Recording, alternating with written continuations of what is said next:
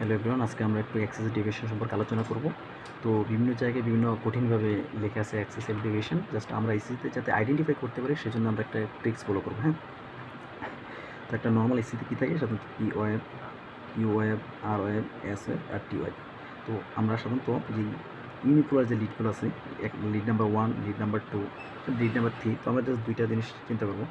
এক্ষেত্রে আমরা 1 নম্বর lead, normal লিডে কী থাকে সাধারণত কিউ ওয়েভটা ছোটো থাকে, আর ওয়েভটা বড়ো থাকে নর্মাল লিডের ক্ষেত্রে। কিন্তু কোনো কারণে যদি কিউ ওয়েভটা বড় হয়ে যায় আর ওয়েভটা ছোটো হয়ে যায়, তখন সেটাকে আমরা সাধারণত এক্সেস ডেভিয়েশন বলতে পারি। এটা জাস্ট একটা ট্রিক্স, মানে জাস্ট মনে রাখা, মানে সহজে আইডেন্টিফাই করার জন্য।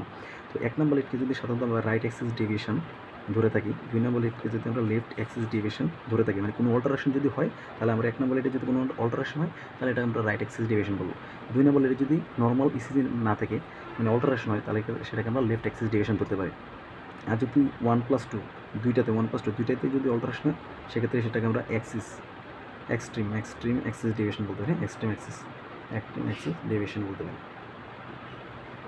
এক্সট্রিম এক্সেস ডেভিয়েশন বলতে। তো নর্মালি লিড নাম্বার 1-এ নর্মালি কী থাকবে, আর একটা বড় থাকবে, কিউ একটা ছোটো থাকবে। কিন্তু কোনো কারণে যদি কিউ একটা বড় হয়ে যায় আর একটা ছোটো হয়ে যায়, তার মানে অল্টারেশন হয়েছে। সেক্ষেত্রে আমরা 1 নম্বর লিড যদি এই ধরনের অল্টারেশন হয়, সেক্ষেত্রে 1 নম্বর লিড আমরা বলতে পারি যে রাইট এক্সেস ডেভিয়েশন আছে। সেরকম 2 নম্বর লিডে যদি কিউ একটা বড় হয়ে যায় আর একটা ছোটো হয়ে যায়, সেক্ষেত্রে আমরা সাধারণত 2 নম্বর লিডে যদি এরকম চেঞ্জ থাকে, অবশ্যই 2 নম্বর লিডকে বলবো লেফট এক্সেস ডেভিয়েশন হয়েছে। কিন্তু যদি দেখি 1 নম্বর 2 নম্বর দুইটাতে এরকম হয়েছে, সেক্ষেত্রে আমরা সেটা বলতে এক্সট্রিম এক্সেস ডেভিয়েশন বলতে পারি। জাস্ট এটা কোনো না, জাস্ট এটা শর্টকাট মনে রাখার জন্য। হ্যাঁ, ধন্যবাদ।